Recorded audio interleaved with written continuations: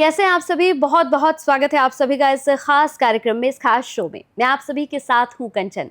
आज का शो बहुत ही स्पेशल, बहुत ही खास होने जा रहा है, क्योंकि जब भी मैं आप लोगों के सामने प्रोग्राम्स लेकर आती हूं, शोज लेकर आती हूं, तो हमेशा से मेरे प्रोग्राम्स, मेरे शोज में आप बहुत कुछ सीखते समझते हैं और बहुत सारी ऐसी पर्सनैलिटीज से मैं आपकी मुलाकात कराती हूँ जो आपको बहुत कुछ देकर जाती हैं। बहुत सारी ऐसी पर्सनैलिटीज से आज तक आप मिल चुके हैं जिन्होंने आपको बहुत कुछ दिया है और बहुत कुछ उनसे आपको मिल सकता है आने वाले फ्यूचर में। ऐसी ही एक शख्सियत को आज मैं फिर से अपने शो में लेकर आ गई हूं, जो बहुत ही खास हैं और साथ ही साथ आज उनसे इतनी सारी हम बातें करने वाले हैं जो सिर्फ आपसे ही जुड़ी हुई है। तो मेरे साथ यहाँ पर सत्कार्मिक मिशन फाउंडेशन के स्पिरिचुअल हेड जुड़े हुए हैं। बहुत बहुत स्वागत करती हूँ सर आपका। ओम तत्सत। कैसे हैं सर आप? सत श्री अकाल सर। सत श्री अकाल जी।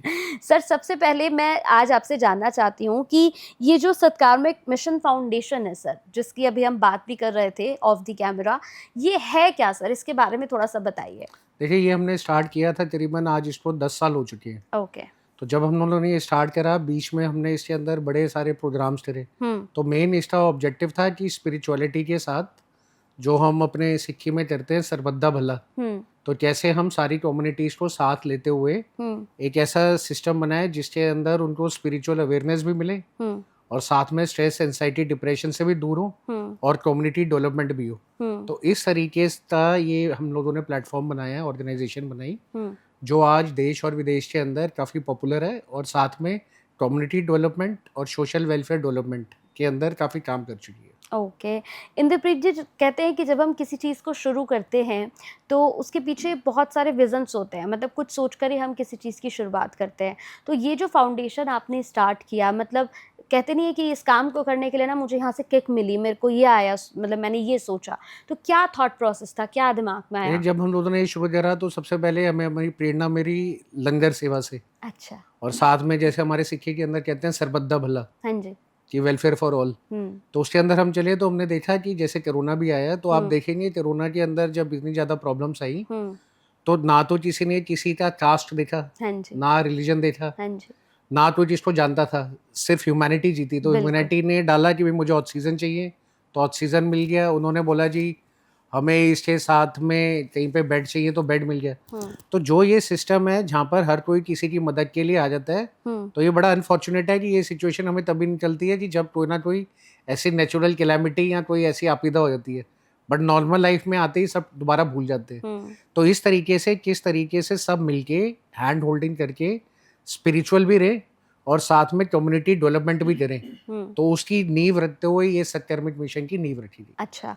ये आपकी फाउंडेशन जो है सर, कितना वक्त हो गया है इंद्रप्रीत जी से? अब ये हमारा तकरीबन 1 डेकेड हो चुका है, मतलब 10 साल हो चुके हैं। अच्छा। इन संस्थाओं के प्रोजेक्ट्स को चलते हुए। तो ये जो 10 साल रहे, 10 साल कोई छोटा समय नहीं है सर, ये बड़ा अंतराल है 10 साल का। तो इन 10 सालों में क्या कुछ हमारी फाउंडेशन ने अभी तक किया है? इसके अंदर हम लोगों ने शुरुआत करी, सबसे पहले अपनी हमने लगाया हेल्थ केयर लंगर सेवा। अच्छा। तो जैसे गुरुद्वारों में तो खाने की लंगर सेवा होती है, ऐसे हेल्थ केयर लंगर सेवा लगी। हेल्थ केयर लंगर सेवा के अंदर हमने पूरे नॉर्थ इंडिया के अंदर करीबन 250 से ज़्यादा फ्री हेल्थ कैंप लगाए। उसके साथ में हमने हॉस्पिटल्स के साथ और मल्टी डायग्नोस्टिक चेन्स के साथ टाई अप करे कि जो लोग आज डायग्नोस्टिक की पेमेंट नहीं दे सकते या उनके पास संसाधन नहीं है, तो हम उनके कैंप लगाए, कैंप से उनको आइडेंटिफाई करें, आइडेंटिफाई करके उनके पास दें। तो 2 बेनिफिट हो जाएंगे, एक तो जो पेमेंट नहीं दे सकता ज़्यादा, उसको चैरिटेबल रेट पे इलाज हो जाए, प्लस उसको प्रायोरिटी मिल जाए। तो इसके अंदर जब हमने करा तो आप जान के हैरान होंगे कि करीबन दिल्ली एनसीआर में शायद ही कोई ऐसा गुरुद्वारा या मंदिर बचा हो जिसके ग्रंथी साहिबान और जिसके अंदर मंदिर में जो लोग काम करते हैं, उन सबके परिवारों ने हमारे साथ जुड़ के अपने माँ बाप के उसके अंदर इलाज करवाए, टेस्ट करवाए। तो आज पूरे देश में करीबन 2.5 लाख से 3 लाख लोग इस हेल्थ केयर लंगर सेवा का बेनिफिट उठा सकते हैं। अच्छा। तो आ चुके हैं आज तक। ये आपने पूरा 10 साल का ये बताया पूरे है। 10 साल में हेल्थ केयर लंगर सेवा। फिर हमने चालू करी एजुकेशन लंगर सेवा। अच्छा। वो एक और एक्सपेरिमेंट था जिसके अंदर हमने सबसे पहले गुरुद्वारे और मंदिर, उसके अंदर जो लोग काम करते हैं, पुजारी, क्योंकि क्या होता है हम जैसे जाते हैं अरदास करते हैं तो हम चढ़ावा तो चढ़ा देते हैं, बट जो बंदा हमारी अरदास कर रहा है, बड़ा अनफॉर्चुनेट है कि आज वो अपने बच्चों के लिए एजुकेशन भी नहीं दे पाते। बिल्कुल। तो फिर हम लोगों ने एक पूरा कैंपेन चलाया जिसके अंदर हमने डेटाबेस बनाया, मंदिरों की और गुरुद्वारों की कम्युनिटी में जो लोग काम करते हैं उनका डेटाबेस बना के उनसे पूछा आप बताओ आपके बच्चों की कितनी फीस है। तो कोई बच्चा स्कूल में था, कोई बच्चा पढ़ता था कॉलेज में और कोई कोचिंग करता था। हर जगह प्रॉब्लम आती थी उनकी फीस की। तो हम लोगों ने फिर ये एजुकेशन लंगर सेवा चालू करी और मैं इसमें बताना चाहूँगा कि पिछले 10 साल में करीबन 18 से 20 करोड़ रुपए की तो डोनेशंस और साथ में 50 लाख से ज़्यादा जो लोग ऐसे गुरुद्वारों में और मंदिरों में काम करते हैं और इकोनॉमिकली बैकग्राउंड से आते हैं उन बच्चों की direct transfer to schools college institutions फीसें हम आज तक जनरेट कर चुके हैं। अच्छा। तो हमने उसमें कंसल्ट किया कि अगर आप जाके आज किसी गुरुद्वारे में या मंदिर में 100 रुपये चढ़ाते हैं तो उसमें से 100 रुपये में से 70 रुपये आप एजुकेशन लंगर सेवा और हेल्थ केयर लंगर सेवा में कर दें तो वही जो 100 रुपये वहाँ जाते थे उसकी बजाय अगर आज 70 रुपये बच्चों की पढ़ाई के लिए और उनके घर परिवार की देखभाल और दवाइयों के लिए लग जाए तो बहुत बड़ी डेवलपमेंट हो सकती है। तो आज ये इंडिया का सबसे बड़ा फ्लैगशिप एजुकेशन लंगर सेवा और हेल्थ केयर लंगर सेवा हमारी संस्था चला रही है। Very nice sir. तो और इसके अलावा सर 10 सालों इसके साथ में हम लोगों ने एक बहुत बड़ी मुहिम स्टार्ट करी जिसका नाम था नशा मुक्त भारत। अच्छा। तो जब हम लोग पंजाब में या उत्तराखंड में भी करते थे काम तो हमने देखा कि ड्रग पेडलिंग बहुत जोरों शोरों पे है और ये आप हैरान होनी जाएंगे कि आज ड्रग पेडलिंग के अंदर 80% लड़कियां 15 साल की उम्र से लेकर और उनकी माएँ वो पेडलिंग करती है, जेंट्स नहीं करते। अब इसके पीछे एक कारण है कि जब भी बार बार छापे पड़ते हैं और बड़ा कुछ होता है तो वो पकड़ के तो ले आते हैं बट दोबारा वो लोग ड्रग पेडलिंग में चले जाते हैं। तो हमने ये देखा कि जहाँ पर हम वुमेन एम्पावरमेंट की बात तो कर रहे हैं बट सबसे ज़्यादा आज की डेट में वुमेन और चाइल्ड की इन्वॉल्वमेंट ड्रग पेडलिंग में है। तो इसको हम कैसे ठीक करेंगे? तो हमने इस तरीके से पंजाब के बड़े ड्रग अफेक्टेड एरियाज में काम करा। सबसे पहले हमने वहाँ पर जाके जो ऐसे ड्रग कार्टेल थे जो ड्रग्स की तस्करी करते थे उनकी इंफॉर्मेशन इकट्ठी करी। वो इंफॉर्मेशन हमने prime minister office, home minister office और प्रेसिडेंट को सबमिट करी। अच्छा। उसके बाद मैं आपके माध्यम से बताना चाहूँगा कि हमने वहाँ एक्सपोज करा और NIA की टीम ने छापा मारा और ऐसे ड्रग पेडलर्स को पड़ा जिसकी इन्फॉर्मेशन आज तक पता नहीं चली। अच्छा। और फिर वो जो अब वहाँ से ड्रग पेडलिंग रुकी तो अब निकाले कैसे बाहर बच्चों को और लेडीज़ को, तो रोजगार जरूरी था। फिर वहाँ पे हमने लॉन्च करा इंडिया का सबसे बड़ा अपना फुलकारी प्रोजेक्ट जहाँ पर हमने पिंडों के अंदर जाके उत्तराखंड में चमोली में भी वहाँ पर जाके सुइंग मशीन्स दी लड़कियों को, एक जिसको आती थी सिलाई कढ़ाई उसको बोला कि आप इनको सिलाई कढ़ाई समझाओ। उन्होंने बनाया, बनाने के बाद हमने इंडिया और NRIs को बेचा और आज उससे करीबन 2 लाख से ज़्यादा लेडीज़ अपना घर और परिवार चला रही हैं और ड्रग्स की कमाई से होने वाली चीज़ से बाहर आ चुकी है। ये वुमेन एम्पावरमेंट के लिए। Women empowerment. बहुत खूब, बहुत खूब। तो आने वाले 10 सालों की अगर मैं बात करूं सर तो आने वाले 10 सालों में क्या कुछ प्रोजेक्ट अभी फाउंडेशन के पास हैं जो करने हैं, जो अभी बाकी हैं, मतलब पेंडिंग है? हाँ, इसके अंदर देखिए सबसे पहला तो जो हम लोगों ने प्लान बनाया वो ये बनाया कि स्पिरिचुअलिटी को ज़्यादातर हम जोड़ते हैं ओल्ड एज से। हाँ। बट आज आप देखेंगे सबसे ज़्यादा सुसाइड स्कूल्स में हो रहे हैं, बिल्कुल, कॉलेजेस में हो रहे हैं। बिल्कुल। तो जब भी हम अपनी लाइफ की जर्नी में बढ़ते हैं आगे तो हम ये देखते जाते हैं हर बार हालात हमारे हिसाब से नहीं चलते। तो जब हमारे हिसाब से नहीं चलते तो जिस बच्चे को हमने पैम्पर करके घर में रखा है जैसे ही वो स्कूल में जाता है या कॉलेज में जाता है फिर माहौल बदल जाता है। तो सबसे ज़्यादा तो आज स्पिरिचुअलिटी की ज़रूरत यूथ को है, ना कि सीनियर सिटीजन्स को है। और आप जान के हैरान होंगे कि हमारे जितने भी अब समागम लगते हैं यानी डिस्क कोर्सेज, तो पहले क्या होता था, पहले लोगों तो लगता था कि अगर कोई स्पिरिचुअलिटी की तरफ जाएगा तो ना तो वो नौकरी करेगा ना पढ़ाई करेगा, सिर्फ बैठ के सत्संग ही करेगा।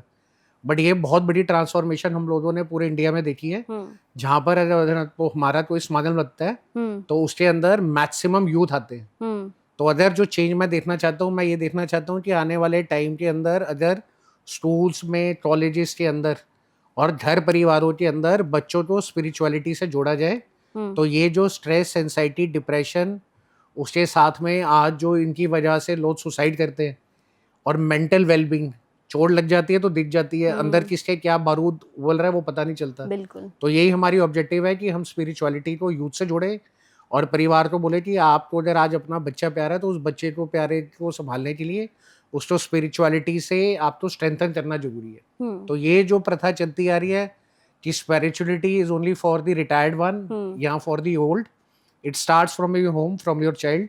तो ये मूवमेंट हम चाह रहे हैं चलानी। और आजकल का जो हमारा जेनजीज कहते हैं ना लोग कि अब ये ज़माना जो है ये जेनजीज का ज़माना है, तो अब तो हम देख रहे हैं कि स्पिरिचुअलिटी की तरफ जेनजीज बहुत ज़्यादा अट्रैक्ट है। मतलब अब वो समय जो है वो चला गया है सर, जब कभी बुजुर्ग जो है सिर्फ उन्हीं को स्पिरिचुअलिटी में देखा जाता था, तो ये बड़ा अच्छा आप कर रहे हैं। इसके साथ एक सवाल, जैसे क्रिकेट लीग के लिए भी आप करते हैं, तो ये क्रिकेट लीग का क्या है, इसके बारे में देखिए, बताइए जब थोड़ा। हम 10 साल से ऐसे काम कर रहे थे, तो जब हम ये काम कर रहे थे तो हमने देखा भी मास मूवमेंट में हाँ। कैसे बच्चे और बच्चियों को एक रोजगार का अवसर दे सकते हैं। हम्म तो जब वो बात हुई तो कितने कारखाने खोल लेंगे या कितने वो कर लेंगे। दूसरा, पंजाब देख लें या आज आप उत्तराखंड देख लें, तो बड़े सारी जगहों पे पलायन बहुत ज़्यादा है, जिसको हम बहुत। माइग्रेशन कहते हैं। तो माइग्रेशन के पीछे भी है कि यहाँ अपॉर्चुनिटी नहीं है। हम्म बट सब जगह पे एक चीज़ कॉमन है कि अगर आप यहाँ किसी भी क्लस्टर एरिया में चले जाएँ, हम्म या किसी भी पहाड़ में चले जाए, या किसी भी आप चले जाए पिंड में, हम्म हर जगह आपको एक बच्चा बैट बॉल खेलते हुए जरूर दिख जाएगा। हाँ। तो जब हमने ये 10 साल लगाए अपने और ये देखा कि कैसे हम इसमें से उभार सकते हैं अपने यूथ को, जिसको हम यूथ एम्पावरमेंट और वुमेन एम्पावरमेंट में ला सकते हैं, तो नींव रखी गई गली मोहल्ला क्रिकेट लीग की, अच्छा। GMCL। GMCL। और आप जान के अब ये खुश होंगे कि आज की डेट पे इंडिया का सबसे बड़ा ग्रास रूट्स टूर्नामेंट ये गली मोहल्ला क्रिकेट लीग हो रहा है। हाँ। और जिस तरीके से इंडियन आइडल ने म्यूजिक के अंदर घर से बच्चों को बाहर निकाला और उनको प्लेटफॉर्म दिया, और डांस इंडिया डांस ने डांस पे दिया, ये गली मोहल्ला क्रिकेट लीग एक ऐसा प्लेटफॉर्म है जो अब एक बच्चों को अवसर दे रहा है जहाँ पर वो बच्चे 40 से 50 हज़ार की इनकम कमा सकते हैं। उसके बाद वो देश और विदेश में जाके अपना करियर क्रिकेट में बना सकते हैं। तो इस तरीके का हमने ये गली मोहल्ला क्रिकेट लीग एक स्टार्ट करी है। सर, ये गली मोहल्ला क्रिकेट लीग जो है ये ग्रास रूट लीग होते हुए भी ये इतनी बड़ी मूवमेंट कैसे बन गई है, इसके बारे में थोड़ा सा हाँ, बताइए। इसमें आपको बताना चाहूँगा, देखिए जब भी कोई टूर्नामेंट होता है ना, क्योंकि आजकल तो लीग एक बहुत अच्छा फॉर्मेट बन गया है, सभी हाँ। लीग करवाते हैं। हाँ।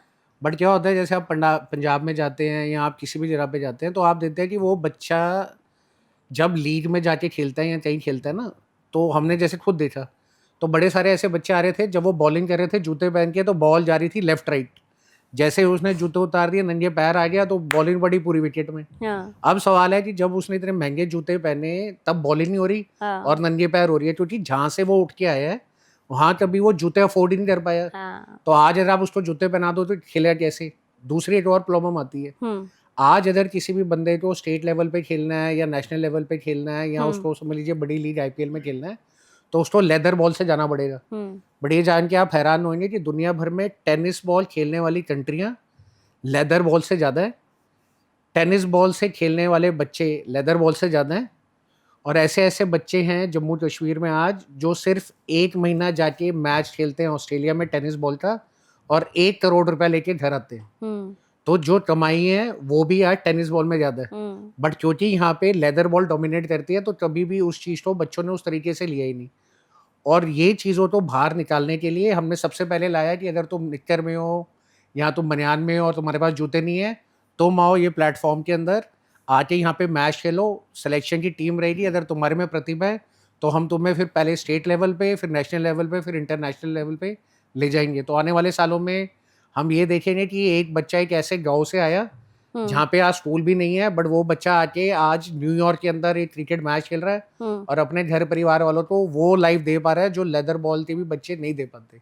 तो इसी की बदौलत ये गली मोहल्ला क्रिकेट लीग की नींव रखी थी। तो मतलब आने वाले 5 साल के बाद अगर मैं आपसे पूछूं कि गली मोहल्ला इसका लीग का क्या फ्यूचर आप देखते हैं? मैं ये देता हूँ, इंडिया के अंदर एक तो 28 स्टेट्स हैं। हाँ। इतनी यूनियन टेरिटरी हैं, दुनिया भर में इतने सारे देश हैं। तो आने वाले 1 साल के अंदर अगर ये मुहिम जो हमने नेशनल मूवमेंट की तरह चलाई है, तो इसमें 2 चीज़ें हो जाएंगी। एक तो ज़्यादा से ज़्यादा बच्चों को एक प्लेटफॉर्म मिल जाएगा क्रिकेट के ज़रिए जुड़ने का, अपनी पहचान बनाने का, अपना रोजगार करने का। हाँ। और जो ये हमने नशा मुक्त भारत कैंपेन चलाया था, तो जो ऐसे ड्रग पेडलिंग में भी फंसे हैं वो भी सब बाहर आ जाएंगे। तो ये जो नया सिस्टम हम लेके आए हैं, tennis ball bots cricket league, तो ये इंडिया के अंदर अभी इतना प्रचलित नहीं है, क्योंकि यहाँ इंडिया के अंदर क्या बड़े मैदान है। फॉरेन में हम जाते हैं, जैसे दुबई जाते हैं, सिंगापुर, हांगकांग जाते हैं, जगह कम है, तो वहाँ लोग टूर्नामेंट और क्रिकेट बॉट्स के अंदर खेलते हैं। बट यहाँ ये खुले में खेलते हैं। अब उनके अंदर जब वो खेलते हैं और यहाँ से बच्चा जाता है तो कभी पार्टिसिपेट ही नहीं कर पाता, क्योंकि सिंगल बच्चे की एंट्री बड़ी मुश्किल होती है। प्लस जब वो बच्चा जाता है उसने कभी उस तरीके के बैटों से नहीं खेला, उसको आदत है खुले मैदान में चौके छक्के मारने की, बट जब वो उस बॉक्स के अंदर जाता है तो खेल नहीं पाता।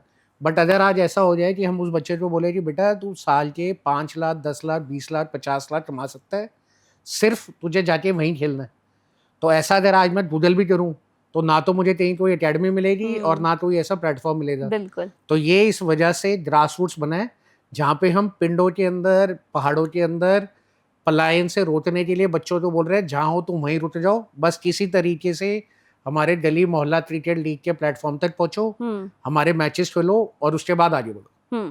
तो यूथ के लिए ये लीग जो है ये कौन से रियल अपॉर्चुनिटीज खोल रहा है सर? यूथ के लिए एक तरीके से तो ये अपॉर्चुनिटी खेलेगा कि जिस बच्चे के पास आज समझ लीजिए एजुकेशन नहीं है, हाँ, बट वो स्पोर्ट्स खेल सकता है और क्रिकेट खेलता है, हाँ, तो जहाँ पे वो ये प्रॉब्लम्स में आता था कि मैं स्टेट लेवल पे या नेशनल लेवल पे या बड़ी लीग में जाने के लिए पहले मुझे किट होनी ज़रूरी है, हाँ, बैट होनी ज़रूरी है, ट्रेनिंग होनी ज़रूरी है। बट जो बच्चा आज गली चौल में खेल रहा है और जो बच्चा प्राइवेट स्कूल में खेल रहा है, तो प्राइवेट स्कूल में पहले उसको स्पोर्ट्स टीचर ट्रेनिंग देता है, फिर वो शाम को फॉर्मल ट्रेनिंग लेता है। उस बच्चे को मैं बोलूँ जाके बेटा तू इनके साथ भिड़ ले, तो वो बच्चा तो आगे कॉम्पीट कर ही नहीं जाएगा। तो जब वो टेनिस बॉल के फॉर्मेट में आएगा तो कॉम्पीट कर लेगा। अब इससे क्या होगा कि जब वो बच्चे हमारे पास निकल के आएंगे और दिखेंगे, तो हर स्टेट के अंदर एक्स क्रिकेटर्स का एक क्रिकेट बोर्ड बना रहे हैं हम। वो उन बच्चों को देखेगा कि ये बॉलिंग कैसे डाल रहा है, ये बैटिंग कैसे चल रहा है, फिर इन बच्चों को हम ट्रेनिंग कैंप्स में ले लेंगे और फिर हम पूरे देश में जो हमारी लीग चल रही है और विदेश में हो रही है, वहाँ इन बच्चों को बोलेंगे कि तुम जाके खेलो। तो ये देश को और इंटरनेशनली सबको जोड़ने का काम करेगा और क्रिकेट को बेस बना के इसकी नींव रखेगी। सर आपके हिसाब से अगर मैं यहाँ पर पूछना चाहूँ कि क्रिकेट के प्लेटफॉर्म को सोसाइटी को इमोशनली कैसे लेना चाहिए, क्योंकि आज भी बहुत सारे लोग हैं जो पेरेंट्स हैं जो इसे बहुत सीरियस नहीं लेते हैं, उनको लगता है कि नहीं बच्चा जो है वो बेटा तुम पढ़ाई करो, तुम्हें पढ़ाई ही करनी है, तुम्हें इंजीनियर ही बनना है। आज भी लोग स्पोर्ट्स की तरफ, क्रिकेट की तरफ नहीं भेजते हैं बच्चों को, तो इसे कैसे देखते हैं? देखिए इसकी ट्रांसफॉर्मेशन में आपको एग्जांपल देता हूँ। हाँ, अभी इंडिया की लड़कियों की टीम वर्ल्ड कप जीती बिल्कुल। और आप हैरान हो जाएंगे जिस दिन, अगर आप सर्वे करेंगे तो आपको पता चलेगा कि जिस दिन वो वर्ल्ड कप जीती और उनको प्राइज मनी और सब कुछ मिला, उनके माँ बाप की पेनफुल जर्नी सामने आई, तो सबसे ज़्यादा स्पोर्ट्स की दुकानों पे बैट खरीदने के लिए बेटी के साथ उनके फादर ही है। अच्छा। तो ये इतना बड़ा चेंज हुआ कि पहले जाते थे तो हम देखते थे शॉप्स के ऊपर बच्चे लड़के आ रहे हैं और उनके पेरेंट्स आ रहे हैं उनको बैट दिलाने, बट अब ये ट्रेंड आ गया कि फादर जाते हैं और बोलते हैं भाई मुझे सबसे बड़ा बैट चाहिए, अच्छा कि मेरी बेटी खेल सके। तो अगर हमें बेटियों को आगे बढ़ाना है और वुमेन एम्पावरमेंट करना है, तो सवाल ये है कि एक प्लेटफॉर्म और एक इनकम चाहिए। तो अगर ये प्लेटफॉर्म गली मोहल्ला क्रिकेट का जो हमने बनाया है, जिसके अंदर लड़कियों की भी लीग है अलग से और लड़कों की भी लीग है अलग से, तो अगर लड़कियां खेलेंगी तो हो सकता है कल तो वो बेटी जो आज हमारे साथ खेल रही है उसको नेशनल टीम के सेलेक्टर देख ले। हो सकता है अब आईपीएल के अंदर वुमेन प्रीमियर लीग होती है, हो सकता है वो उसको देख लें और वो बोले बेटा कोई बात नहीं, तुम्हारे पास आ, हम ट्रेनिंग देते हैं और तू अंदर आ जा। तो ऐसे बड़े सारे और मास लेवल पे बच्चे उभर के आ जाएंगे, जो इंडियन आइडल के थ्रू हुआ और जो डांस इंडिया डांस के थ्रू हुआ। बट अनफॉर्चुनेट है कि क्रिकेट के लेवल में, स्पोर्ट्स के लेवल में देश भर में से वॉल्यूम में बच्चे निकल के आए, ऐसा कभी नहीं हो पाया।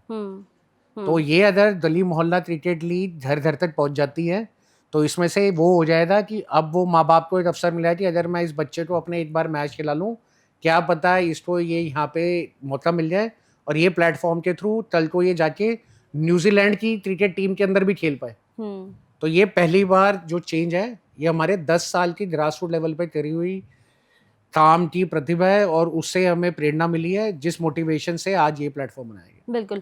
अगर इस फाउंडेशन की मैं सबसे खासियत पूछना चाहूँ आपसे कि इस पूरी फाउंडेशन की खासियत क्या है सर, तो क्या कहेंगे? इस टाइम जो सबसे पहले मैंने बताया कि सरबद्दा भला, तो सरबद्दा भला के हाँ। अंदर जब हम हमारा लोगो देखेंगे तो उस लोगो के अंदर सारे धर्मों के लोगोज हैं। तो जब हम सारे धर्म को साथ लेके चल रहे हैं और कम्युनिटी वेलफेयर कर रहे हैं, तो उसके अंदर ये हो जाएगा कि जहाँ पे लोग स्पिरिचुअल पाथ को लेते हैं, बट जब वो वापस अपनी लाइफ में जाते हैं दोबारा रिलीजन या कास्ट से भेदभाव हो जाते हैं। बट जब आप लंगर में बैठते हैं तब तो कोई नहीं पूछता तू अमीर है, तू गरीब है, तू किस धर्म का है। बिल्कुल। तो हमारे ये ऑब्जेक्टिव है कि स्पिरिचुअलिटी को साथ लेके चलें और उसको स्पिरिचुअल इकोनॉमिक्स के कंसेप्ट में लाएं। स्पिरिचुअल इकोनॉमिक्स का ये मतलब है अगर तुम आज स्पिरिचुअल हो तो तुम अपना घर परिवार भी चला सकते हो और उसके थ्रू इनकम भी जनरेट कर सकते हो। तो जहाँ जहाँ हम जाएंगे तो विकास के लिए संसाधन प्रोवाइड करना, ये स्पिरिचुअल इकोनॉमिक्स का पार्ट है। और ये गली मोहल्ला क्रिकेट एक जीता जागता एग्जाम्पल है, जहाँ जो काम शुरू करा गया स्पिरिचुअलिटी के लेवल पे, आज किस तरीके से बच्चों को एक लाइफ के लिए अपनी इनकम, एक पहचान और प्लेटफॉर्म करवा रहा है जो इकोनॉमिकली स्टेबल है।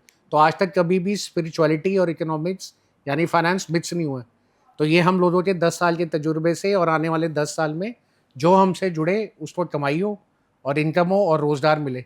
वरना हम जितना मर्जी करते रहे, ना तो उनको स्ट्रेस से बाहर ला सकते हैं, ना एंजाइटी और डिप्रेशन से। तो इस मुहिम से ये ऑर्गेनाइजेशंस आने वाले सालों में और काम करेंगे। लेकिन सवाल एक और है सर, जैसे आपकी फाउंडेशन में तो बहुत सारे बच्चे हैं, बहुत सारा यूथ जो है वो सब जुड़े हुए हैं, तो आप उनसे हर रोज़ उनसे मुलाकात होती होगी, बात होती होगी, तो ये जो स्ट्रेस की जो प्रॉब्लम है आजकल जो हम सबसे ज़्यादा यूथ में देख रहे हैं, स्ट्रेस, डिप्रेशन, इससे यूथ निकले कैसे, क्या करें? ये एक बड़ी देखिए, इससे निकलने के लिए सबसे पहले तो इम्पोर्टेंट है कि आप अपने फोन से निकले।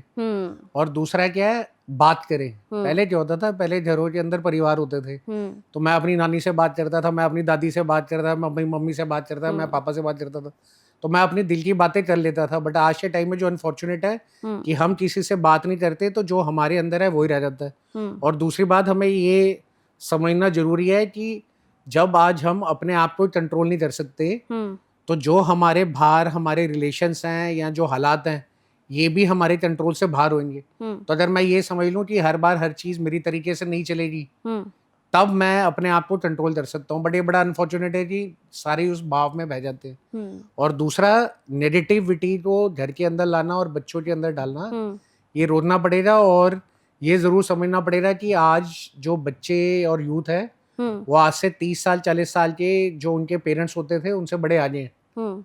तो जितना एक्सपोजर आज के यूथ को है वो पहले नहीं था। तो इसी वजह से जो स्ट्रेस, एंजाइटी, डिप्रेशन आगे चल के 40-50 साल के लोगों को होती थी, वो आज टीनेजर्स को होने लग गई है। तो स्कूलों के अंदर, कॉलेजेस के अंदर जहाँ पे सेशंस होते हैं, वहाँ पे मेंटल वेलबींग के, स्पिरिचुअलिटी से हाउ टू हैंडल थिंग्स, ताकि आपका रिमोट कंट्रोल किसी हाथ में ना रहे और आपके अंदर ही रहे, आप खुद को मैनेज कर सकिए। तो अगर बच्चों से ये नींव चलेगी, तब वो आगे जाके होंगे, ना कि हम जब वो बड़े हो जाएंगे और तब उनको बोलेंगे कि आप स्पिरिचुअलिटी की तरफ आओ। तो माँ बाप को अपने बच्चों को संस्कारों के साथ स्पिरिचुअलिटी में जल्द उम्र में लाना चाहिए, ताकि वो आगे के लिए तैयार हो जाए। कोरोना का जो टाइम था सर, वो सबने देखा कि वो एक ऐसा टाइम था जिसमें हर कोई जो है बड़ा परेशान था, लोग अपनों को ही बचा नहीं पा रहे थे, ऑक्सीजन नहीं मिल पा रहा था, सिलेंडर के लिए इधर उधर भाग रहे थे। तो उस दौरान हमारी फाउंडेशन जो है, इसने कैसे लोगों की मदद की? हम लोगों ने इसी तरीके से अपने हेल्पलाइन नंबर चालू किए, और उसके अंदर ये हेल्थ केयर लंगर सेवा के अंदर है। तो उसके अंदर हमने एक प्लेटफॉर्म बनाया, जिस प्लेटफॉर्म के थ्रू अगर कोई किसको जानता था जिसके पास सिलेंडर था, और कोई ऐसा था जिसको सिलेंडर चाहिए था, तो वो रिक्वायरमेंट हमारे पास आती थी, हम उसको मैच करते थे और दूसरों को पहुंचा देते थे। यहाँ तक कि जब अंतिम संस्कार की भी बारी आई और कई घर वालों ने अपने घर वालों को भी एक्सेप्ट करने से मना कर दिया, उस टाइम पे भी ये जो क्रिमेशन वाला प्रोसेस था, उसके अंदर भी हम लोगों ने बड़ा रोल अदा किया। और यही वो समय था जब हमने देखा कि हर बंदा पॉलिटिक्स भूल गया, हर बंदा धर्म भूल गया, हर बंदा कास्ट भूल गया, बट उसके बाद जब ठीक हो गया सब उसी में दोबारा लग गए। तो इसी तरीके से कोरोना के अंदर ये प्रेरणा सरबद्दा भला की और आगे चलने की हमारे को मिली। अगर आने वाले टाइम की, जैसे आपने बताया कि अभी तो बहुत सारे प्रोजेक्ट्स आपके पास हैं जो अभी आने वाले टाइम पे आपको करने हैं, तो आपको अगर मैं सपोर्ट की बात करूं तो किस तरह का सपोर्ट मिल रहा है ताकि आप लगातार ये कार्य करते रहें? देखिए, इसमें आज तक जितने भी परिवार हमसे जुड़े हैं, जो मैंने आपको बताया 2 से 3 लाख, वो हमारे साथ जुड़े हुए हैं। सब घरों में रोजगार मिला है। हाँ। उसके बाद अभी हमने किसी भी गवर्नमेंट एड पे नहीं दिए, बल्कि अब हम लोग पैन इंडिया लेवल पे योगा, आयुर्वेदा, नेचुरोपैथी के सेंटर्स खोल रहे हैं। अच्छा। तो वो बन रहे हैं ज्ञान केंद्र। तो उसमें क्या होगा कि एक जगह पे बच्चों को ट्रेनिंग दी जाएगी और वही बच्चे आगे ट्रीटमेंट करेंगे। तो जब कोरोना हुआ उसके बाद बड़े सारे लोग एलोपैथी से हटके ये योगा, आयुर्वेदा के अंदर आ गए। बट आज आप देखें, इसके अंदर जो लोग प्रोफेशनली ये सिखा सकते हैं वो बड़े लिमिटेड हैं, क्योंकि वो हैं पहाड़ों में या पिंडों में जगहों पे। तो हम लोगों के ये जो ज्ञान केंद्र बनने जा रहे हैं, ये ज्ञान केंद्र के अंदर हम बच्चों को बुलाएंगे, उनको ट्रेनिंग देंगे। ट्रेनिंग करने के बाद जो सेंटर हमारे खुलेंगे वहाँ रहेंगे। और कल को कोई बंदा कहता है कि मैंने तो सिंगापुर के अंदर मुझे योगा, आयुर्वेदा, नेचुरोपैथी का सेंटर खोलना है, या मेरे पास आया ट्रेनर भेजो, तो ट्रेनर कहाँ से जाएगा, यहाँ चला जाएगा। तो इसमें अच्छा। सबसे अच्छी बड़ी बात है, दोबारा एक मासिस का काम है, वॉल्यूम का काम है, लड़कों का काम है, लड़कियों का काम है। तो ट्रेनिंग और थेरेपी से आने वाले कल के लिए हम अपने यूथ को तैयार कर सकते हैं। तो अब मैं एक और मैसेज आपकी तरफ से चाहूँगी कि जितने भी लोग हमारे इस प्रोग्राम को देख रहे हैं, ख़ास तौर से यूथ, क्योंकि आप यूथ के लिए बहुत काम कर रहे हैं, तो लगभग 10 साल का समय जो है बीत चुका है और अभी तो 10 नहीं, बहुत सारे साल हैं जिसमें लगातार काम करना है। तो यूथ के लिए क्या मैसेज होगा सर? मैं यूथ के यही मैसेज देना चाहूँगा कि सबसे पहले तो जो स्ट्रेस, एंजाइटी, डिप्रेशन से हैं, हुँ, इससे बाहर निकलने के लिए आप बात करें। हुँ, किसी से भी करें, बट बात ज़रूर करें। हुँ, और दूसरा, यूथ को मैं बोलना चाहूँगा कि आप भी इस, जो ये हमारे पास एक सोच है कि भई spirituality is for the older, हुँ, तो उससे बाहर आएँ और आप स्पिरिचुअलिटी से जुड़ें, चाहे किसी से भी जुड़ें। हुँ, और तीसरा, ये जो गली मोहल्ला क्रिकेट लीग हम लोगों ने बनाए हैं, gmcricketleague.com जो इसका पोर्टल है, ये एक बहुत बड़ा मंच है कि अगर आप चाहते हैं अपना भाई, आपका दोस्त, आपकी बेटी, कोई भी ऐसा है जिसको आज कमाई नहीं हो रही और वो स्ट्रेस, एंजाइटी, डिप्रेशन में है, तो कैसे मैं उसको पहले पहचान दूँ और कैसे मैं उसको एक इनकम का ज़रिया दूँ। तो ये गली मोहल्ला क्रिकेट लीग जो grass roots tennis ball tournament हम लोग करवा रहे हैं, इसके अंदर आप बढ़ चढ़ के जुड़ें और अपना इसके अंदर पार्टिसिपेशन करें। एक और छोटा-सा क्वेश्चन है सर मेरा। आजकल जैसे हम देखते हैं सर, यूथ का सबसे बड़ा फ्रेंड जो है वो उनका मोबाइल फ़ोन ही है। हम अक्सर देखते हैं कि पेरेंट्स बैठे होते हैं लेकिन बच्चे फिर भी अपने मोबाइल में लगे होते हैं, और कुछ पेरेंट्स तो ऐसे हैं कि बच्चे भी मोबाइल में लगे हुए हैं, पेरेंट्स भी मोबाइल में लगे हुए हैं, उनकी अलग-अलग दुनिया हो गई है। और इसका बहुत बड़ा असर हम बच्चों की खुद की उनकी पर्सनल लाइफ़ में देख रहे हैं, जो लास्ट में आकर कहीं न कहीं सुसाइड पे जाकर थम रही है। तो इसका क्या निकल कैसे सकते हैं इससे? देखिए, हर सिक्के के 2 पहलू होते हैं। हाँ। तो अगर मैं उसको देखूँ कि ये बड़ा अच्छा ज़रिया है हमारे को इन्फॉर्मेशन लेने का, हुँ, लोगों तक अपनी बात पहुँचाने का। हुँ। आज आप देख रहे हैं ट्रेंड आ गया यूट्यूबर्स का, हाँ, इन्फ्लुएंसर्स का, हाँ। तो ये भी तो एक रोज़गार बन गया है। हुँ, बट जो ये बात है कि एक टेबल पे 4 घर के बैठे हैं, बट 4 अपने फ़ोन पे ही लगे हैं, हुँ, यही जो बातचीत नहीं होती, हुँ, यही कारण है आगे चल के कोई ना कोई अपने घरवाले को खो देता है और बाद में वो कहता है काश मैंने बात कर ली होती। बिल्कुल।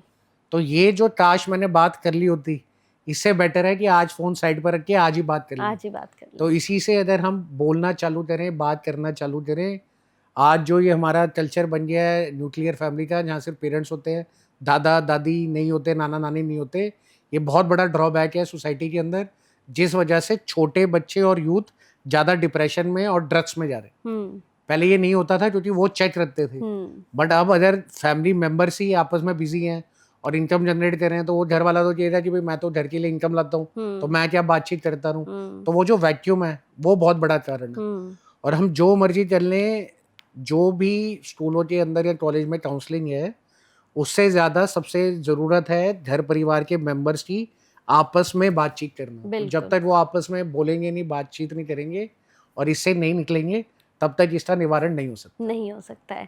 बहुत अच्छा लगा सर आपसे बात करके, और मैं तो ये कहूँगी कि आपको बेस्ट विशेज़ हैं, क्योंकि वाक़ई में जो काम आप लगातार कर रहे हैं, जिस तरह से आप काम कर रहे हैं, ये बड़ा मतलब मुझे लगता है कि बड़ी अच्छी चीज़ है। आपसे मिलकर मुझे लगा कि वाक़ई में यूथ के लिए बहुत कुछ अभी है हमारे पास जो हम यूथ को दे सकते हैं इस मोबाइल के अलावा। तो एक छोटा-सा मैसेज और मैं आपसे चाहूँगी सर, हम लगातार जैसे हमने देखा कि 10 साल से आपने काम किया है, आने वाले फ्यूचर में भी आपके अपने अलग-अलग प्रोजेक्ट्स हैं जो आपको करने हैं।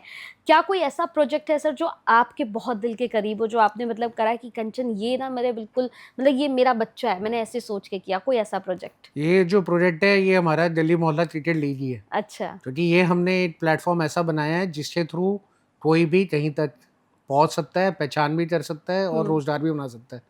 और आप देखिए कितनी बड़ी नेशनल मूवमेंट हो सकती है, क्योंकि हर बंदा क्रिकेट से जुड़ा है। हुँ, बट आज वो इतने सारे बच्चे जो जुड़ जाते हैं और किसी न किसी वजह से अपनी इनकम नहीं कमा पाते और बड़ा लेवल पे नहीं जा पाते, उन घरों के अंदर डिप्रेशन, सुसाइड और निराशा ज़्यादा है। ज़्यादा है। बट फिर भी अगर 100 लोग निराश है तो 900 लोग लाइन में लगे हुए हैं दोबारा उसी में चलने के लिए। बिल्कुल, ये उल्टा कर देगा, यहाँ अगर 900 लोग जुड़ेंगे तो 900 लोग आगे बढ़ सकते हैं, शायद 100 ही ना बढ़ पाए। बिल्कुल। बट अगर उनको ये प्लेटफ़ॉर्म सेट हो गया, तो पूरे इंडिया की स्टेट्स बड़ी हैं, यूनियन टेरिटरी बड़ी है, पूरी दुनिया बड़ी है, तो हुँ, ग्लोबली बंदा जाके कभी भी कहीं जगह पे सिर्फ क्रिकेट के माध्यम से ही अपनी पहचान, अपने परिवार के लिए इनकम बना सकता है। जहाँ आज 10,000 से 20,000 रुपए कमाना बड़ा मुश्किल है, वहाँ 40 से 50,000 रुपए पर मंथ बताइए। एक बच्चा कमा सकता है। और आज देश में ऐसे बच्चे हैं जो पढ़े लिखे भी नहीं है बट फिर वो 20 लाख 30 लाख रुपए क्रिकेट खेल के, टेनिस बॉल से खेल के दुनिया भर में कमा रहे हैं, बट अवेयरनेस नहीं है। तो ये दिल्ली मोहल्ला क्रिकेट लीग मेरे दिल के बड़े करीब है, और मैं चाहूँगा आने वाले सालों के अंदर जो बच्चे यहाँ से निकले वो नॉट ओनली इंडिया की टीम में रिप्रेजेंट करे, बट हो सकता है चल तो कोई बच्चा यहाँ से निकले और वो ऑस्ट्रेलिया की टीम का कैप्टन हो, तो हम कहीं जाएंगे तो देखने यार ये तो अपना ही निकला। तो ये दिन जरूर आएगा। बिल्कुल। तो जितने भी लोग हमारे इस प्रोग्राम को देख रहे हैं, अगर उनके मन में ये सवाल है कि सर जुड़े कैसे आपसे, तो इसका थोड़ा सा बताइए। तो इसके लिए हम लोगों के तो सोशल मीडिया पेजेस हैं जीएम क्रिकेट लीग के, और www.gmcricketleague.com हमारी ये वेबसाइट है जिसके अंदर ये लीग की सारी इंफॉर्मेशन है, और उसी से जुड़ के वो अपनी टीमें रजिस्टर कर सकते हैं। और ये पहली बार हो रहा है कि पैरेलल 5 स्टेट्स में, दिल्ली, यूपी, पंजाब, राजस्थान, महाराष्ट्र, और 5 देशों में, पूरा मिडल ईस्ट रीजन जिसको हम मीना बोलते हैं, हांगकांग, सिंगापुर, मलेशिया और नेपाल, वहाँ तो 5 देश 5 स्टेट अगर साथ आ जाए तो इन स्टेटों के बच्चे उस कंट्रीज में जाके खेल सकते हैं और बिना किसी खर्चे के। तो ये दिल्ली मोहल्ला क्रिकेट लीग और gmcricketleague.com, ये इनको प्लेटफॉर्म दिया गया है कि आप इसके थ्रू अपनी जिंदगी बनाएं। बिल्कुल। और देखिए अगर आपके अंदर टैलेंट है तो आप क्या नहीं कर सकते हैं। आपने देखा कि आप इससे अपनी लाइफ में मतलब बच्चे भी कितना चेंजेस अपने लिए कर सकते हैं। बड़ा अच्छा लगा सर आपसे मिलके, और मैं तो चाहूंगी कि लोग ज़्यादा से ज़्यादा हमारा यूथ जुड़े, जो अब आने वाले टाइम पे हम देखते हैं नशे की तरफ बढ़ रहा है, सुसाइड केसेस इतने ज़्यादा सुन रहे हैं। बहुत अच्छा होगा, आपका दिमाग ही डाइवर्ट हो जाएगा, मतलब आप खेल खेल में कहाँ पहुँच जाओगे आपको पता ही नहीं चलेगा। कितने लोगों को करियर मिल जाएगा, कितने लोगों को करियर मिल जाएगा। मतलब जहाँ लोग सोचते हैं कि भाई मेरा बच्चा तो पढ़ाई में दिमाग ही नहीं लगाता है, ये तो पढ़ता ही नहीं है, इसके बस की ही नहीं है, तो आप खेल के भी कमा सकते हो। तो बड़ा अच्छा लगा सर आपसे मिलके, और उम्मीद करूंगी फिर मिलेंगे और बहुत सारी जानकारी ऐसे साझा करेंगे। बहुत अच्छा लगा sir, thank you so much, thank you so much sir.